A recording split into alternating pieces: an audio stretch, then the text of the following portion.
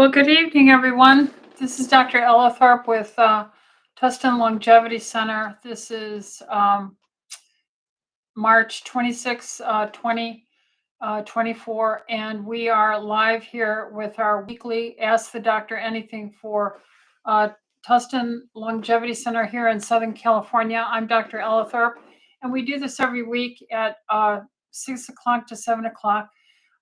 We are asking questions that are generalized about integrative, alternative, complementary medicine, functional medicine.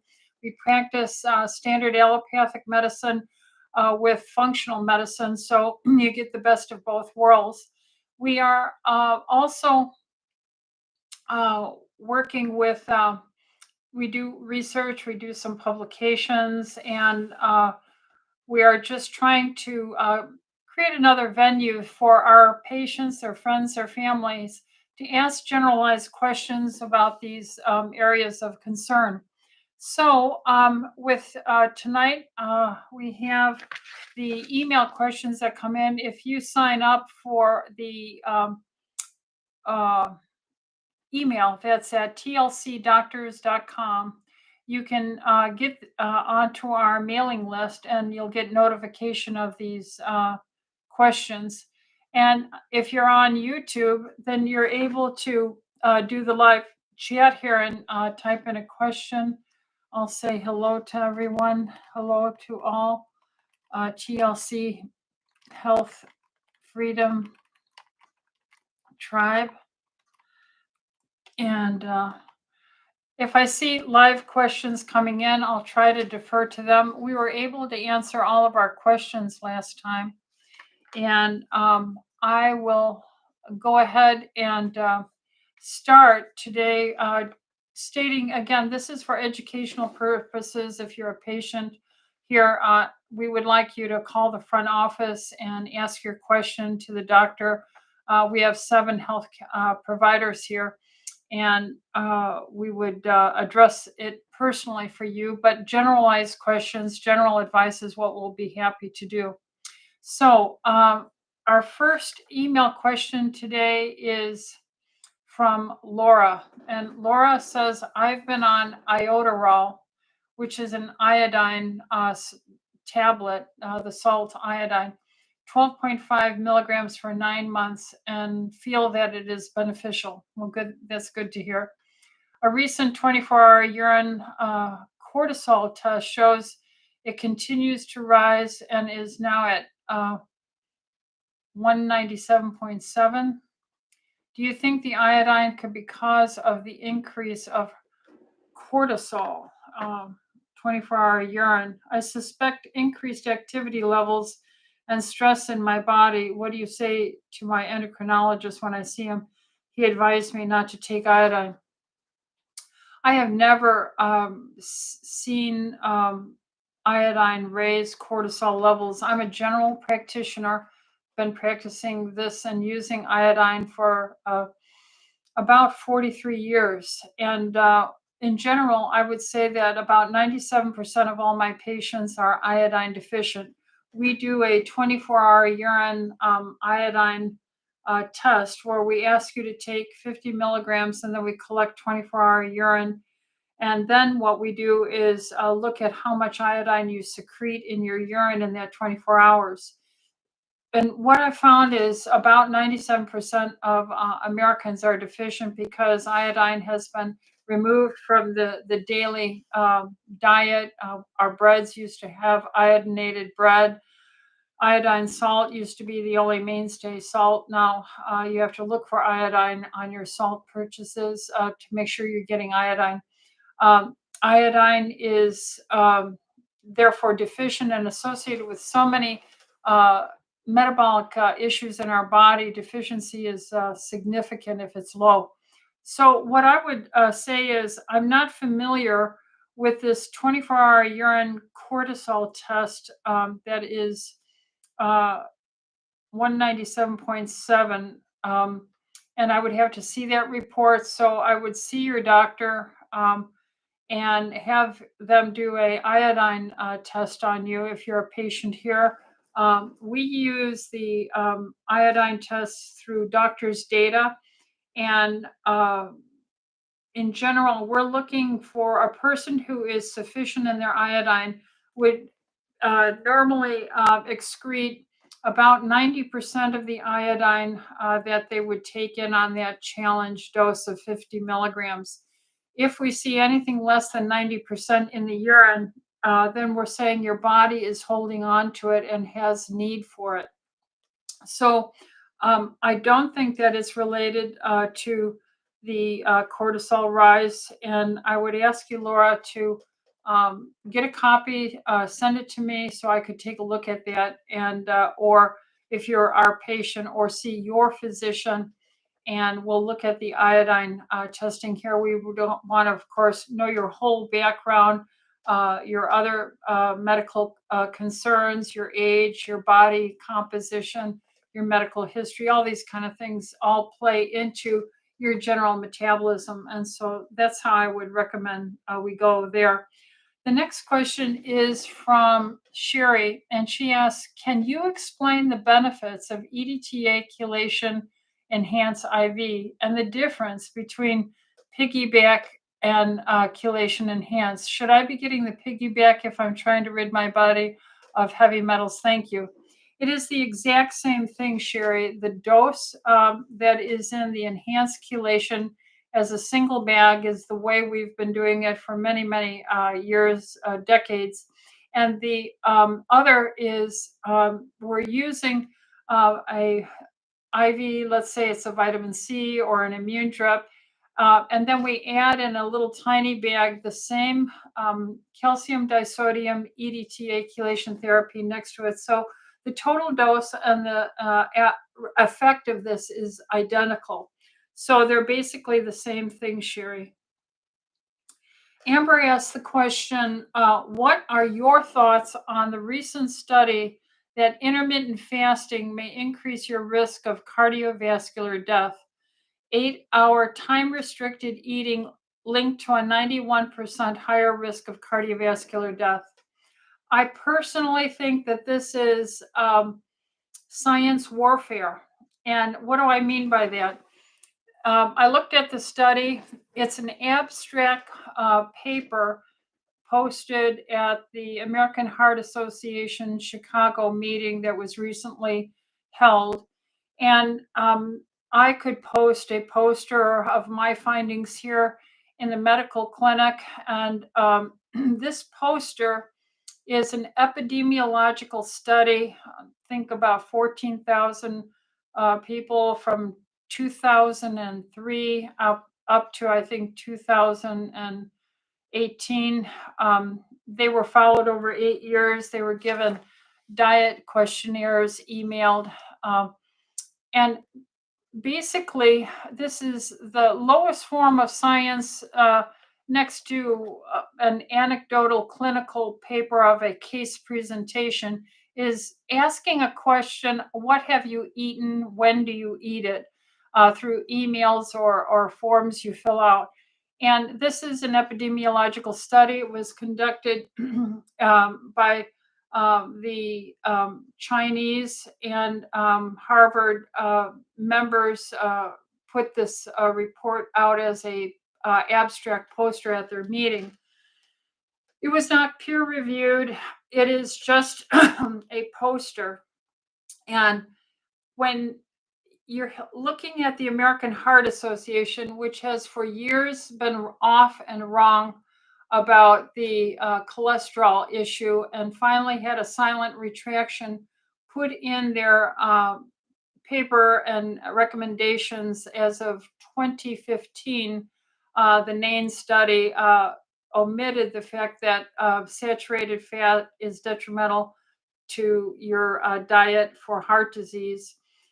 And the fact that the food industries have such embedded connection, even to the point where food industries would not benefit if you start telling your patients to eat less, to time restrict your eating. So there's a financial interest to find anyone who will publish anything that would associate. Remember, this isn't science. It's an association like saying every time there's an eclipse across the United States. People think the world is going to end.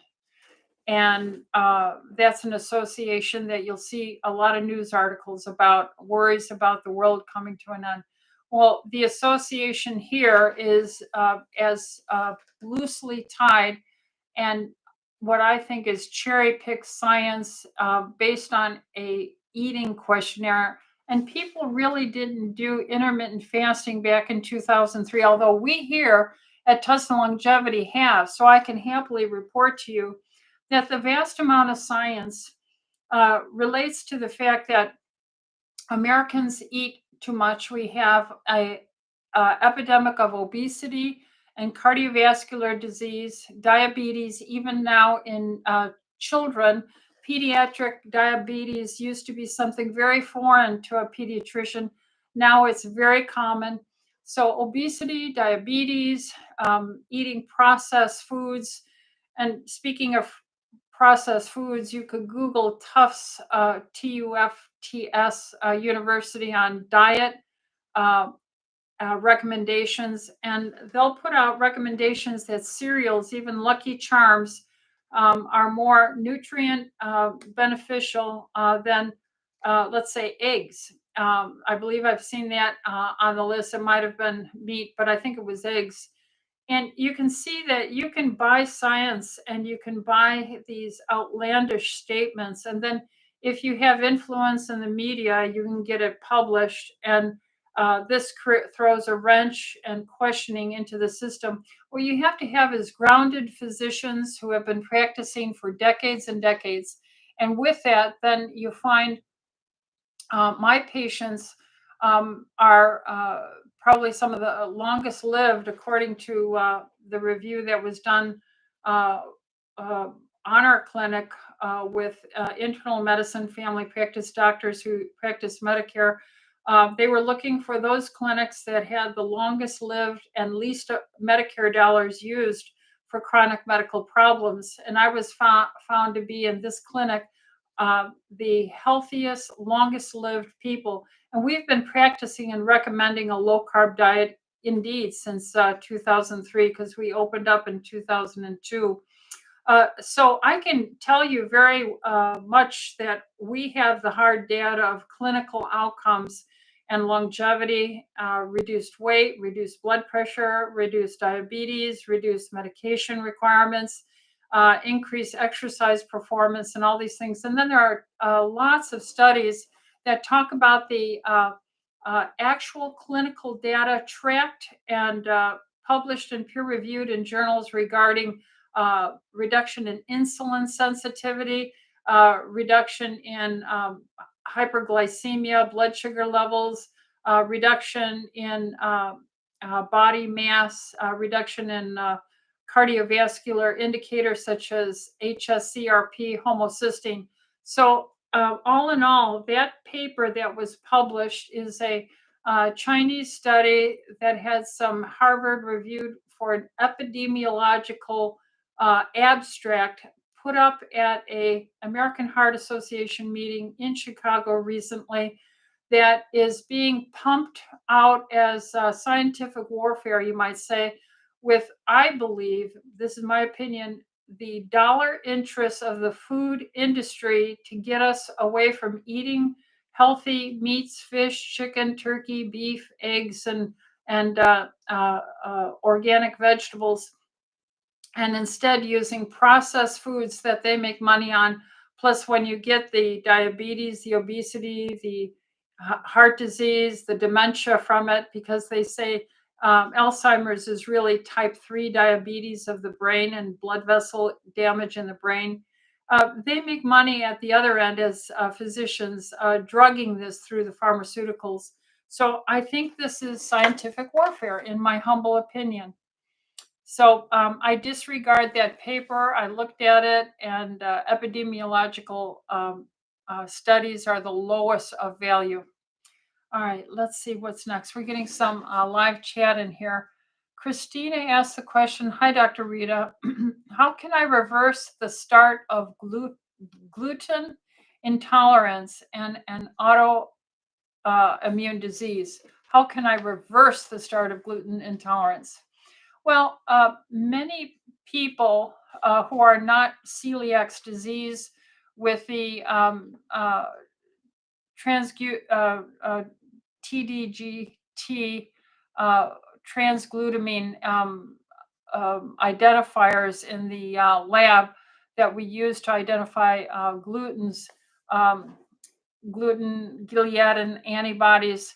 If you don't have those genetic problems, then you're probably eating foods, grains, and these grains have been glyphosated, genetically modified, uh, and that has created irritation along the lining of your uh, the cell membrane. This is a picture of the cell membrane, and that's a picture of it there with it poked out with some damage. And so if you eat some food with a food allergen like a gluten, lectin, or you some other lectin, then you'll see an injury, and then things will leak through into your body and not stay in the tube of your gut.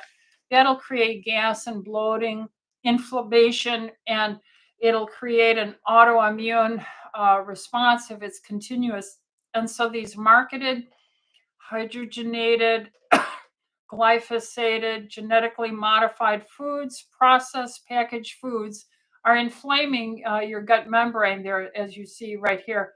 And to heal it, you have to eat the proteins, the fats, the phospholipids that are available in the uh, grass-fed area, because even if you ate a beef that is grass-fed and then pumped up for 2-3 weeks with grains, you can start getting some of that grain material reacting in your body. So a carnivore diet is probably the most immediate, complete elimination diet you could do, where you just eat a carnivore diet and do that over 3 months. Have your doctor check your gluten, celiac disease screening, and look at for autoimmune markers, and you'll see that you feel better, and that you have less gas, bloating. But the number one way is a carnivore diet for about 3 months. That's how I would approach that, Christina. And she goes on to ask a question. My husband is a 42-year-old and 6'4", 185 pounds. There's bubbles when he urinates sometimes, wondering if it's because he is tall or if there may be an issue. Well, usually that's associated with the question about some protein in the urine. Uh, I think it's more common than not common. All he has to do is go to his doctor and have a urine dipstick. He gets a clean catch urine, and they put a little stick in there that assesses for glucose and blood, protein, things like that, and get a urinalysis done. But really, if he's drinking plenty of water, if he's 185 pounds, he should be drinking about 96 ounces. So that would be 16-ounce bottles of water. Don't do the urine testing right after a workout. Do it, after a night of rest, and drink your water and then get a urine sample. But I don't think it's anything to worry about. Uh, and she has a third question. What is something to put on the skin for mosquito bites on kids? Thank you. I've always used natural progesterone cream. Remember, babies are born into a progesterone-rich uh, uh, woman, and she has tons of progesterone in her. And the little boy babies and the little girl babies are just floating in a high amount of progesterone. Progesterone is very, very safe. So I usually rub on progesterone on these areas, and I have found it to be very good. So that's my choice. We have an over-the-counter progesterone cream here called Balance progesterone cream. Its trade name is Kokoro, Kokoro, Kokoro cream. I've used it for about 30, maybe 35 years. It's very good, very safe. That's how I deal with it. Gwendolyn says, what is your recommendation for cluster headaches. My husband is 2 weeks into an episode, and they usually last 8 weeks long. Again, we believe that the vasculature lining the blood vessels on the uh, brain meninges, so your brain is encapsulated in a wrap of fibrous material, and the blood vessels are there. And when they dilate, it creates irritation. Cytokines are being triggered to dilate that. And where do the cytokines come from? They usually come from a diet that is American standard, uh, injured, processed, hydrogenated, glyphosated, genetically modified foods that are high in starchy, sticky carbs that makes the blood flow in a more sludgy, sticky manner with lots of reactive cytokine molecules. You can't see this here, but when you see this little damage here, you'll see little tiny particles in there. And when these particles are broken through in the damage of a membrane, they get picked up in the lymph and blood flow, and they send out signals of distress that the membrane has been injured, and that starts a healing response. And an inflammatory response is a healing response. And when it gets out of hand, then you get general blood vessel rashes and migraines and all manner of autoimmune phenomena. So, what would I do? I would put him on a 2-day fast. Absolutely no food, as long as he doesn't have any chronic medical problems, insulin, diabetes. But if he's a general healthy man, then I would ask him to have a water fast. He could take his multi-mineral, he could take his B vitamins, he could take all his vitamins, and be on a water fast during a time where he could have 2 days to just be less active and not doing any heavy workout and stuff. And that should immediately break the ramping up of the inflammation and start bringing it down. I would give him systemic enzymes. These are natural, God made systemic enzymes to be like little Pac Men that go along and eat up these little damaged cell membranes here, and just get rid of this injury spot. And then those little pieces go away and are signed and reincorporated in healthy tissue, because we're always trying to repair. So a 2-day fast for any kind of serious and migraine, cluster headache, anything like that. I used to have them until I learned this about 35, 40 years ago. And so I've never had any of my migraines since then. So that's how I would do it. And then I would eat a diet, maybe a carnivore diet, like I told in the other position there, be on a carnivore diet for 3 months. Just clean up your whole body. Remember, we're made of protein and fat. These are little protein blobs here and little phospholipids dangling down from both ends like that. And that comes from eating meat and egg yolks and fish and chicken and turkey and beef, all those kind of things. So you get your body all rejuvenated. Then you can incorporate back in a healthy diet of vegetables, simple salads, olive oil and vinegar dressings. And then you start to live like that. And then when you do have a pizza more rarely, or you do have a treat more rarely, then you've really got a healthier body to deal with that, and you're restricting treats to a much more controlled scenario.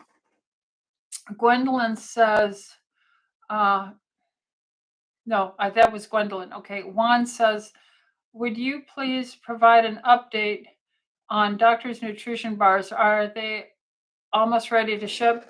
One, unfortunately, I didn't have enough money to be able to do it. I was, uh, you know, 30,000 short, and I just couldn't get it to work. So it was sad, and I was unable to do it. So wonderful thing that they are, but you know, the costs and the shipping and the disruption of that lockdown uh, just really wreaked havoc on us. So I don't see how I can get it back up and running again. I'm so sorry, Juan.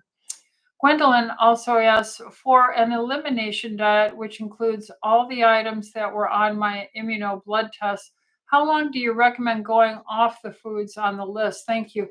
Well, if you follow the immuno food, it comes out with in red a list of all the foods that you had antibodies to that you are reacting to that are leaking through this hole in the lining of your gut. And so these foods are consumed often enough, usually, that it's leaking through and you made antibodies to them. So we recommend 3 months of avoiding those foods. Now, once again, I suggest to people if you want a really powerful healing, just do a carnivore diet for 3 months and that'll get rid of everything. And then you can start controlling what you bring back into your diet and keep it natural, normal foods, not anything processed.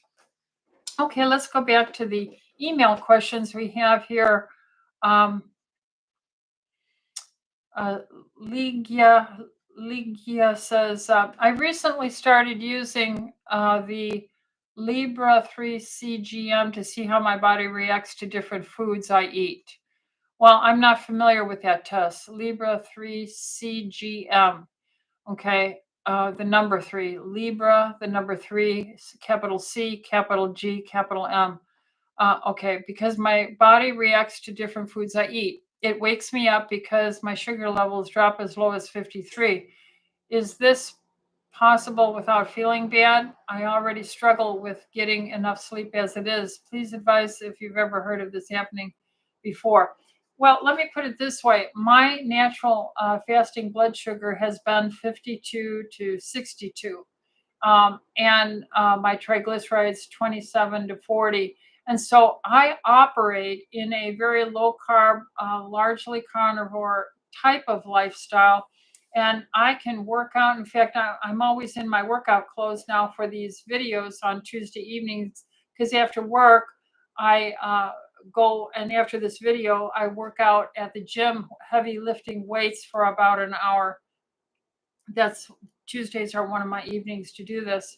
And I'm saying that that is not a low blood sugar. That's artificially being told to be low because most Americans eat too many carbs, starches, fruit sugars, nuts and seeds, and God forbid, sugar drinks and candies and cakes and ice cream and so forth. So what then happens is they're calling normal blood sugars anywhere from 75 to 115, and that's wrong. That is what's killing America. That's totally abnormal. Our range really should be between roughly 55 and 85. And that's what I talk all my patients into doing, is trying to pull back on that so their fasting blood sugars are never over 85. So given that being said, um, are there foods that you eat that can create cortisol stress? Cortisol should be associated with raising your blood sugar with gluconeogenesis as opposed to dropping it. Um, so, you know what I would need to know about someone like you, if you saw your doctor or your functional doctor, is to find out your blood type and what other factors about you. Are you having a normal insulin? Is your insulin low? Uh, what is your hemoglobin A1C, your triglyceride levels, your fasting blood sugar? You're saying can well, that's not a fasting blood sugar. What is your? So there's so many other things that could be going on.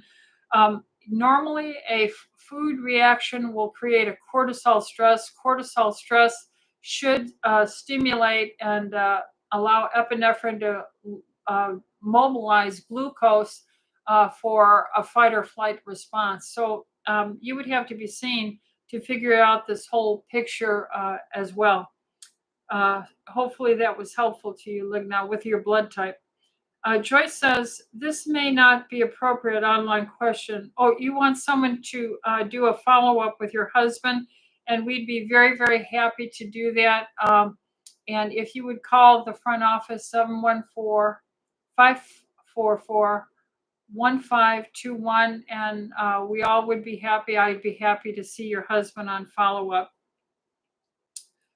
Sandy says, I just noticed that TLC's proven bone health has 60 milligrams, or excuse me, micrograms of vitamin K2, metaquinone-7. I also take K-Force that has 180. I thought 180 was the top dose. Would taking both result in too much? The answer is no. Absolutely not. We have been usually long deficient in the vitamin K2. And so we've been giving this out for decades now at these levels, and it's quite safe and beneficial. Kim says, I appreciate all that you do for us out of the goodness of your heart. Well, bless your heart, Kim. I appreciate all my patients. It's really more like family when you are working and seeing patients here for so many decades. You will be rewarded by the King of Kings one day. Well, praise the Lord. He is worthy of everything that I can do for him and honoring him for what he has done for all of us. I struggle with my constipation, she says, and my magnesium is above normal without me even taking a supplement. I have tried many things to no avail. I suspect my gut biome. What are the best tests to check my gut biome? Kim, I would start with getting a complete digestive stool analysis from doctors' data in St. Charles, Illinois, where they will look at undigested food, fibers, vegetable, meat fibers. They'll look at various uh, flora growth that are beneficial. Some are just uh, neutral, and then some are dysbiotic, could be problematic. They look at inflammatory markers. They look for fungi, protozoa, viral contaminants, infectious invasion, along with inflammation markers, white blood cell, red blood cell. I mean, it's a very complete digestive analysis, and that's where I would start. A complete digestive food analysis, stool analysis by doctor's data. The next thing is find out your blood type, what is your age, and where are your hormones, your thyroid hormones in particular. A red blood cell mineral. So you could have a serum magnesium that's good, but the intracellular membrane, what gets into the cell and through these membranes, might be problematic. And too much is in the serum because it might be leaking out through the cell through these damaged holes from food reactivity. So a immunofood IgG study of your reactivity to your foods. An iodine level, 97% of most of my patients are iodine deficient. That's important in metabolism and the peristalsis, along with the minerals, your hydration, and exercise activity. So all these things would be a part, Kim, of what I would want to do, or what your functional doctor should start looking at, and whether you need probiotics or not in that mix. The next thing is from Mary. I have what seems like a wonderful cocoa powder sleep formula called Beam, Beam. One of the ingredients is apigenin, in addition to melatonin, reishi, magnesium, and theanine. Do you know about this supplement, especially apigenin, as I've never heard of it before? Yes, I looked up apigenin from last week, and I'm trying to recall what it said regarding it. I know it's an amino acid, um, but beyond that, I'm not recalling what apigenin is. Apigenin. I've gone through a very stressful weekend since I looked that up. My sister passed 4 days ago, so it's been very, very stressful with work and her passing. So that has not stuck in my brain since I looked it up, but I did look it up. And there's the question again, and I don't have your answer. So forgive me, Mary. Well, I do recall it seemed very benign, and it was not of concern to me being in these products. So I will look at that again. I'm going to write myself another note. Apigenin. Okay. And so I will have that looked at again when I have more of my wits about me. Looks like there's some more questions that came through on the live chat. Uh, let's see. Jennifer says, when I get out of a hot shower or come in from a walk in cold weather, the tips of my hands are iridescent, white, and numb. What's bizarre about this is my hands have been bright red 100% of the time. Um, well, that sounds like a form of tiny microvasculature reactivity, vasculitis. I wonder whether you had received any of the mRNA injections, any recent inoculations you've had. I would want to know your blood type, your age. This is Raynaud's phenomena syndrome is Raynaud's, and it just is describing exactly what you're talking about, where the fingers can get white uh, looking, and then normally during the day you'll see very red fingers. And so the autonomic response of closure and response for heat conservation and for blood flow gets dysregulated, and usually this is cause unknown. We believe it's related to the leaky gut syndrome, and other inflammatory triggers that are in our food system today, heavy metal toxicities.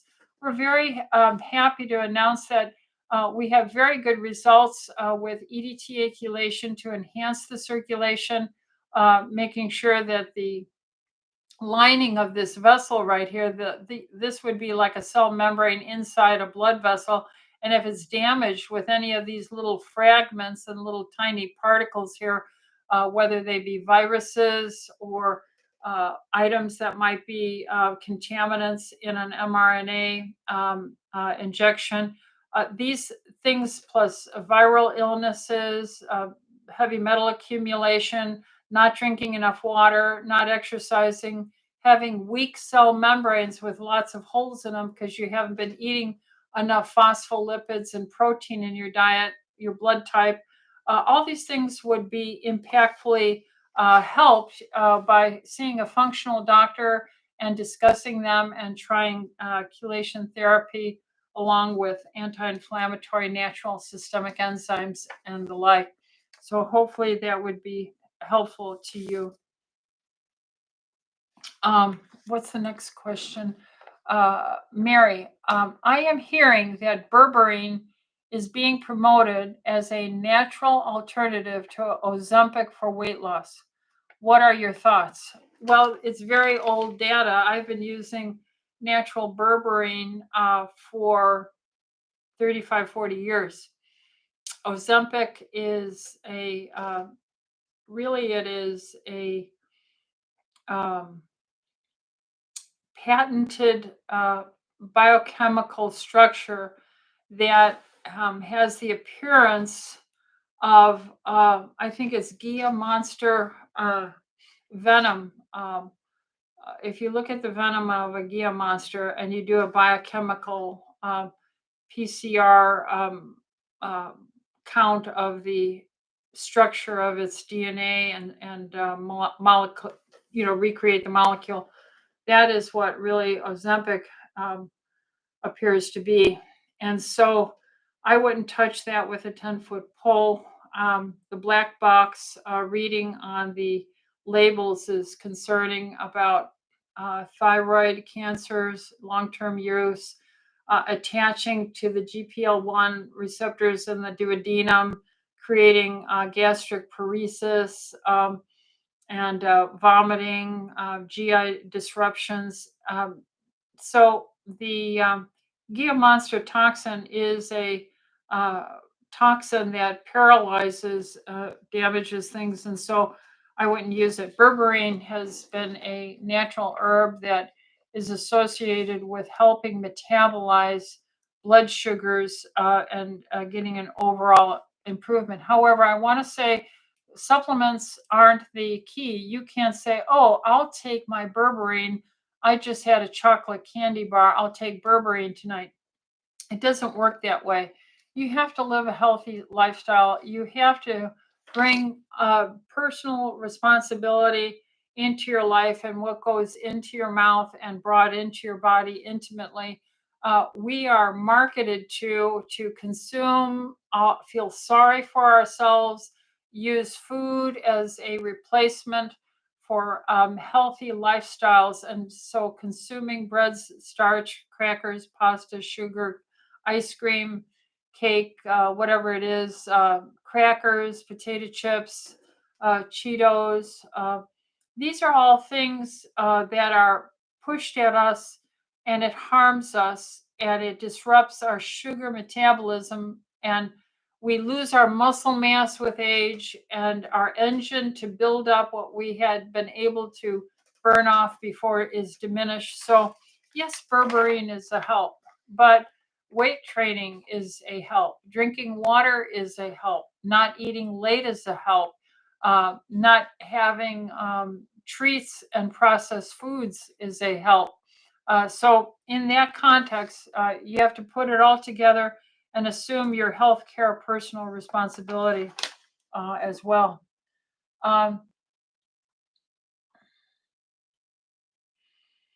Jennifer Hover also asks, any thoughts on what is going on? The purple red coloring is concerning to me. Oh, well, that was your Raynaud's question. So, yeah, I think I answered that for you. Tips of my fingers. Yeah. Uh, you're blood type O, 47 years old. Well, that is typically when we start seeing it. Now, we are seeing younger people with all kinds of diseases because these younger people who are in their 30s, 35, these kids have been raised on so much processed junk food. And the American Dietetic Association is influenced by science that's purchased by food interests to get a scientific article that will claim the problem is saturated fat, so eat grains and cereals. And so the industry has a bias to purchase and finance and give grants to universities for these studies. So it's all been corrupted and polluted with this bad science by scientists who are bought off. And people have consumed these processed foods. The education of teaching biochemistry, analytical, physical chemistry, biochemistry is being limited, and we don't have the knowledge base as well anymore to remember even what the only two essential fatty acids are, linoleic and alpha linoleic acid.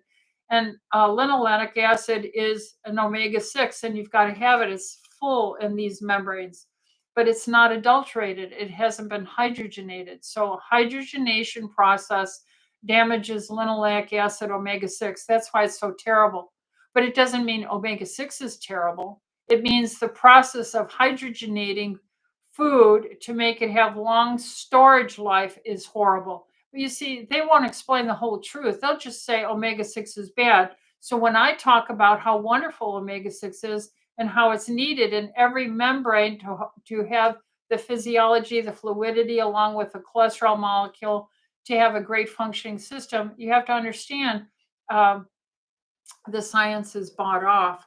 And so these kids are coming up with adult diseases, children with diabetes, obesity, in levels, and now even cancers that wouldn't have been seen, but they have metabolically been pelted, and they have damaged membranes. So they might have a 60-year-old body full of, in the sense that their membranes have holes poked in them.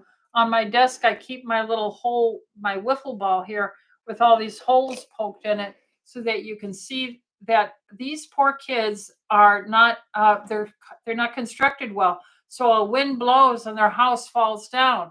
Those of us who have been eating the fish and the chicken with the skin on it, roasted, not deep fried, that hydrogenates the fat, our pork, our eggs, our beef, prairie raised eggs and so forth, we have been constructed, we have greater endurance, and our muscle mass lasts longer. So yeah, that makes sense. And O's are so traditionally, as a class practicing 43 years, O's as a class of blood type is so much more sensitive to grains, cereals, pie crust, pizza crust, um, all these baked goods, and the dairy, which is again homogenized and pasteurized.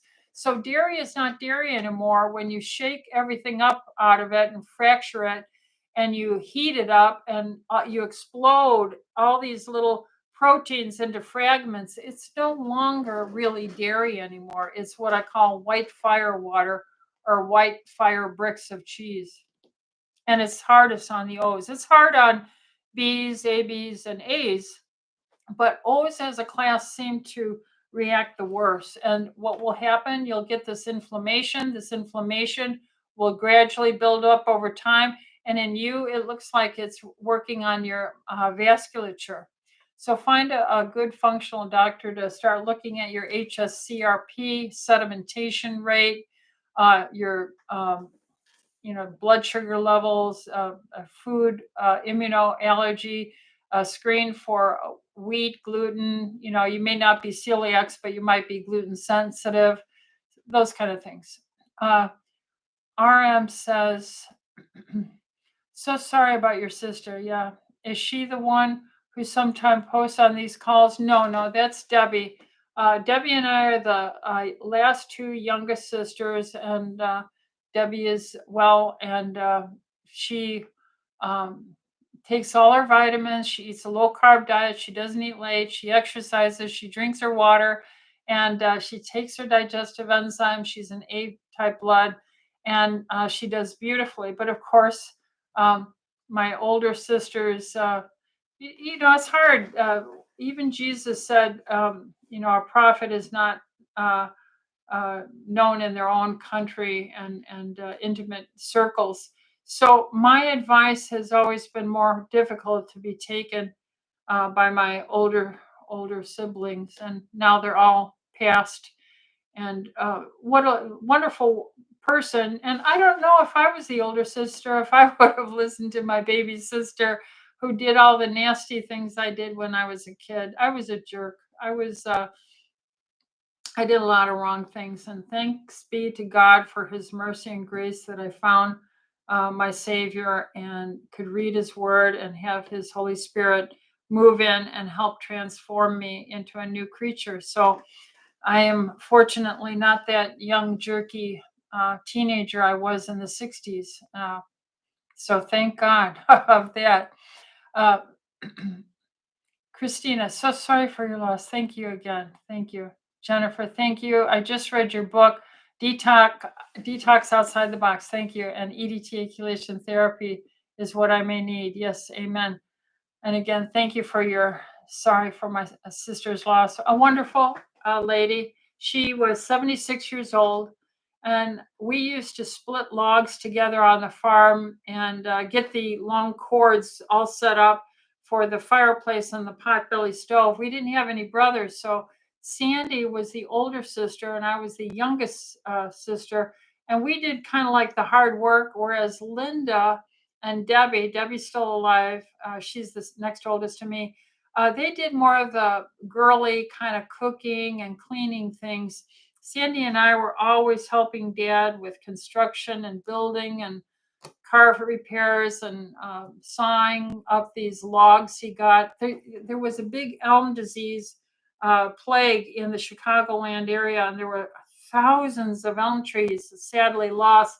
And so our farm, my dad got so many of these things, and we had to vroom, vroom, saw them up. And I tell you, I couldn't get a date in high school for nothing because I was I was so buff, and it was just funny. I'm amazed my husband ever came to date me and marry me. So what can I say? Life is funny, isn't it? Life is hard. Life is beautiful. My sisters were beautiful. So my beautiful sister, older sister Sandy, who is 6 years older than me, has passed on. I hope she's laughing in heaven right now because she loved him so much as her savior too. And recalls all those fun things we did for our mom and dad to try and make it nicer for my mom on the farm because it was a hard life. And let's see what else. I have a few more minutes. I'm going to do this. Hetty says, my doctor, oh, hi, doctor. Okay, hi, doctor. My 18-year-old son and I, 50 years old, have floaters in our vision. Do you recommend anything that could help get rid of them? I also have yellow growths on the white parts of my eyeballs. Can you suggest a way to get rid of them? God bless you. So the white part of your eye, we get these like allergy areas. Find out what your blood type is, Hetty, and if you're O, a lot of, or you could be B. I'm a B. B's have the most allergies, but O's and B's more than O's, have this pterygiums that get here and make this little kind of scarring on the white part of our eyes. That's usually scraped off by an ophthalmologist. But taking a natural antihistamine that won't make you sleepy is helpful. That's called quercetin. Quercetin also helps fight viral illnesses. It's all I really used throughout all the COVID to protect me, even though I had people coming in all the time and frightened, so wrongfully frightened by the news media and poor, bad advice from the CDC, the NIAID, and the NIH. So I just use quercetin, a natural antihistamine antiviral, with my zinc. For the floaters, it's just showing the age phenomena. See, you're composed of less good cell membranes than I am. So normally floaters show up, I would say, more towards your late 60s and 70s, 80s. I had one once. Life is stressful as a doctor. And this was in my left eye here, and it was humongous. I just woke up one morning and it had a huge line kind of floating, wiggling. If I would look right or left, it would float and drag. And I immediately went on a 5-day fast. I personally went on a 5-day water fast and took my supplements with more systemic enzymes, proteolytic Pac-Man enzymes, and it just chewed that thing up. And I would say it got maybe 70% better immediately that week. And then over the months and years, it just kind of faded away. And so hydration, drinking tons of water. I only drink water and I have black coffee, period. I might have occasional red wine if we're going out on a very special occasion. But in other words, I'm well hydrated. I'm always taking my systemic enzymes.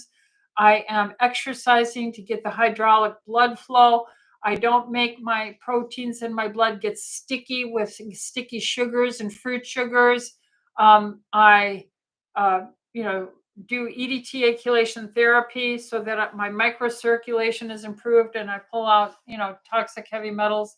So these are the things that I do. And your 18-year-old son, and you should get a heavy metal test, look at inflammation, your blood vessel inflammation, look at your blood sugar, your insulin levels, how much water you drink, how active are you, how late at night are you eating, that kind of stuff. Do you have food allergies, which adds the antigen antibody protein complexes in your body? All these things need to be addressed. Lisa said, hello, Dr. E. I recently listened to an empowering midlife wellness podcast by Dr. Susan Hardwick Smith, who spoke on the O shot for improving both clitoral health and improving bladder control. Are you familiar with this and do you recommend it? I have never heard of it, so I'm going to have to write this down with my apigenin one. And this is called the O shot for bladder control. And her name is Dr. Susan Hardwick Smith. All right, I'll look that up, Lisa, and see what I can find out about it. Hopefully I won't have any more big shocks in my life that'll kind of override my brain data. Pamela, hi, is anyone in your office or specifically Dr. Merrick using the Dutch tests with dried urine? Dr. Kaur does it as well. So you could see Dr. Kaur. Pamela says, oh, that was your question. Annette, hi, Dr. Rita. I'm 64 and I have osteoporosis. My lumbar spine T-score is a minus 4.3. That's osteoporosis. Anything beyond a minus 2.5. My hip finding T-score is a minus 2.9. Yeah, so it's greater than a minus 2.5, so it's osteoporosis. And was prescribed miacalcin, one spray nasally once a day. Not sure if I should start it after reading the side effects. I'm currently taking DHEA, vitamin D, multiminerals on bioidentical hormones. Annette, this is something that you have to talk through with your doctor, uh, and see if you're exercising, doing resistance training, stomping, how hydrated, how inflamed you are, what your hormone blood levels are, what your vitamin D blood levels are. Um, are you on vitamin K2? What kind of multiminerals you're taking, what your diet is like. So, Annette, we need to put that all together. But I have seen many a woman over these 43 years with these various things, with vitamin K2, vitamin D, normally around 10,000 a day, checking liver enzymes to reassure you that's a safe dose. With all these things we're doing, and we see the bone density within 2 years getting better and better, significant improvements every 2 years. So see your functional doctor. I like hormone levels uh, to be somewhere like a progesterone level to be in the level of, over 4. And certainly if you want to build bone, I would try and get it to 8, and then your estradiol levels 60 to 120 range. And the vitamin D levels right around 100 micrograms per deciliter. Very low SED rate and HSCRP for inflammation, making sure you're not inflamed, well hydrated. The vitamin D dosing is usually 10,000 IUs with a K2 of 180 to 200 micrograms a day. There you go. Julie says, I had LASIK a year ago. I was told that now I have pinguicula that can turn into a pterygium, probably from getting sunburn on my eye, even though I wear sunglasses all the time. I was also told that surgery to remove this lesion may be necessary to stop the spread and save my eyesight. I'm 37. Is there any alternative that would help me? Julie, I'm not an ophthalmologist. I'm a general practitioner, and eye health is very, very important. And your ophthalmologist is certainly going to give you the standard of care treatment and advice on. But if you see a good functional doctor, and if this is very early on, and we make sure that you're not inflamed, because micro damage, remember that little pterygium is from on your eye, something irritating the lining of your eye that's creating this reactive healing tissue that can grow over the course of your eye. And so natural antihistamines, anti-inflammatory lifestyles, food allergy, gut health, what your age, hormones, low blood sugars, EDT accumulation, all these things, even high dose vitamin C would be very helpful. And I use a drop of Argentine silver in my eyes every night. I spray it up my nose. I brush my teeth with a charcoal and silver paste as well, with bamboo camel hair brush to be gentle. So I'm doing this all the time to try and take care of everything. So my suggestion to you would be see a good functional doctor and work with your ophthalmologist. Remember, we come alongside the specialists and we try to work preventatively to build your health and your ability to resist these things. And then Miriam says, my 9-year-old grandson coughs a lot. He keeps coughing, especially in the morning. I can tell he is not sleeping well. Initial allergy test was done, but allergists said it was environmental and allergy to dogs, which he doesn't have one at home. What do you recommend? Well, I would have him, see a good functional doctor, and I would do the food allergies. He's probably eating something He might be nibbling on something at night, snacks and stuff in his room that maybe mom and dad don't know about. He might be drinking sugar drinks all the time instead of water. Find out his blood type for his reactivity. B positive blood type, B negative also, are very allergic prone. And you could give them natural antihistamines every night and find out what their blood sugars are. We're seeing diabetes, metabolic syndrome in even 9-year-olds. That produces a lot of mucin and material that will create all this phlegm. So see a good functional doctor, work along with his pediatrician and allergist. There's many natural things we could do. A squirt of Argentin up his nose every night may be helpful. And watching, and he might be looking at the screen a lot too at night under the covers. And we have to start realizing these lights are damaging, late night staying up, hidden snacks staying up, sugar drinks, even orange juice is not good. And so his immune system may be down, and from the high sugars, all these things have to be looked at, Miriam, and I would go from there. And then Jennifer says, regarding linolenic acid, what oil do you recommend for everyday use? The oil, I don't use any oil for everyday. I cook with lard and butter, sometimes coconut oil. Period. That's all I use. Now, I eat meat, grass fed and finished. I eat chicken, free range, prairie raised with the skin on it, only roasted. I eat egg yolks, prairie raised with the yolks. I usually over easy or lightly scrambled, so I'm not cooking that oil in the heat of the pan. So I'm very aggressive about getting my healthy proteins and fats in for all my cell membranes from my tip of my head to my toenail, so I don't get toenail fungus and I don't get wrinkles as bad, that kind of stuff. Um, Ghee, yeah, ghee is fine too. You're right. That's the butter that has been cured to get some of the milk proteins out. But there you have it. So I think I've answered all the questions, and we will go from there. And we will see you next Tuesday at 6 o'clock in the evening. Uh, God bless you. Life is precious. I just had another reminder of that just 4 days ago. And so I just want to tell you how important you are, how you are made in the image, in my opinion, of God. And it's very important to take good care of yourself because you're certainly valuable. Remember to like and subscribe, please, and help us support this channel. And take care. See you next week.